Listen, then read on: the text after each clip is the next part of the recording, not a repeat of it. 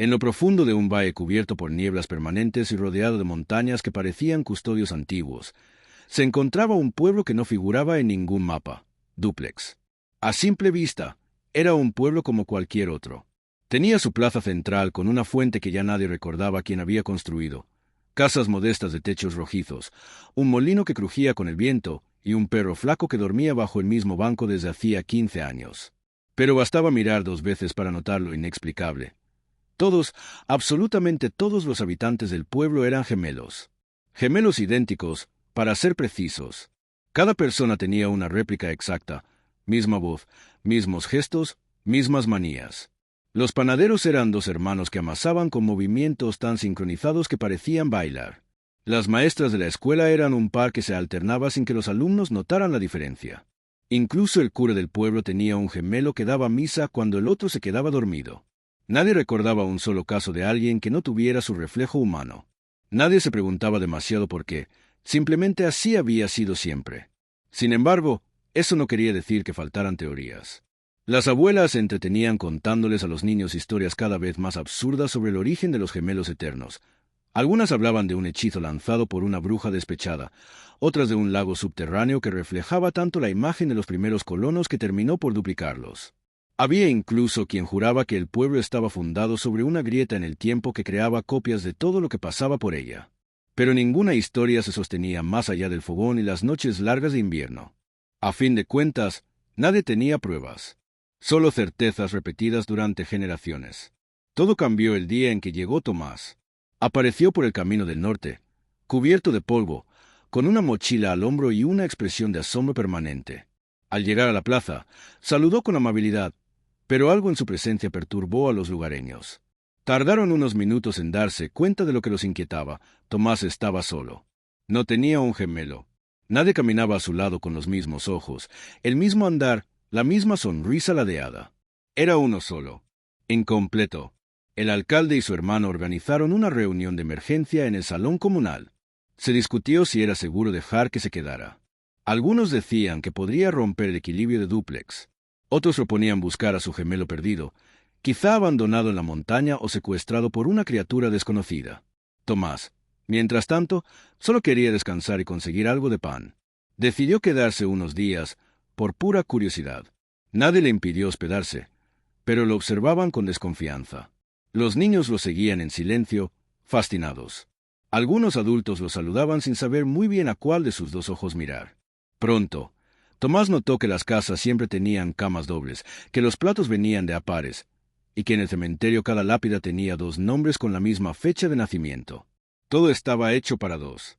Intrigado, Tomás comenzó a explorar más allá del pueblo. Se internó en el bosque, siguiendo una vieja senda de piedras. Un día, encontró una cabaña cubierta de musgo, con la puerta colgando de una bisagra. Adentro, todo estaba cubierto de polvo. Había frascos con etiquetas borrosas, papeles amarillentos y en un estante, un diario de tapas de cuero. El diario pertenecía a un hombre llamado Ezequiel Bruckmann, un científico nacido en 1822. Según sus escritos, Ezequiel había llegado a ese valle con una idea radical: crear una sociedad perfecta basada en el equilibrio absoluto. Había desarrollado una máquina que, al parecer, podía duplicar seres vivos. Los primeros experimentos fueron con plantas, luego con animales y finalmente con humanos. Al principio, solo unos pocos aceptaron ser clonados, pero con el tiempo, el experimento se volvió tradición. La máquina había desaparecido, quizás enterrado o destruida, pero el patrón genético se había consolidado. Cada nacimiento daba como resultado gemelos. No por magia, sino por ciencia. La última página del diario decía, con letra temblorosa: si alguna vez alguien nace sin su reflejo, será la señal de que el ciclo está por romperse, y quizá de que el experimento debe terminar. Tomás regresó al pueblo con el diario, pero nadie quiso creerle.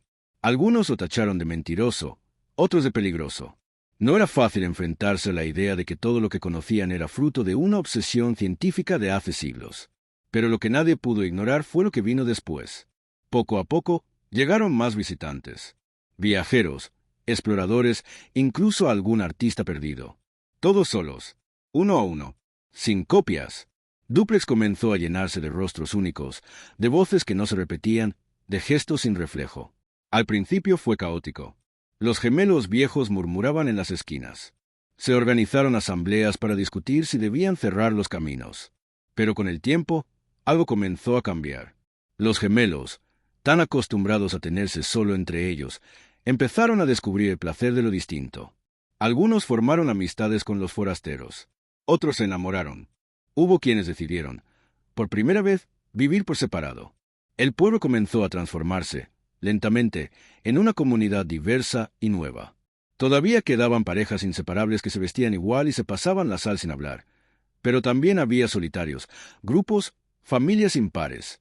Tomás nunca se fue. Construyó una pequeña casa cerca del lago y plantó un árbol en el centro del jardín. Años después, alguien aseguró haberlo visto hablando con alguien idéntico a él, justo al borde del agua, como si su reflejo hubiera salido del lago para acompañarlo un rato. Nadie supo si era cierto. Nadie quiso preguntar. Desde entonces, el lema no oficial de Dúplex cambió. Ya no decían todo viene de A2. Ahora, en la entrada del pueblo, un cartel tallado dice, aquí, cada quien encuentra su reflejo o su diferencia. Y así, en un rincón escondido del mundo, una comunidad de gemelos aprendió que no hay nada más valioso que encontrarse con lo inesperado.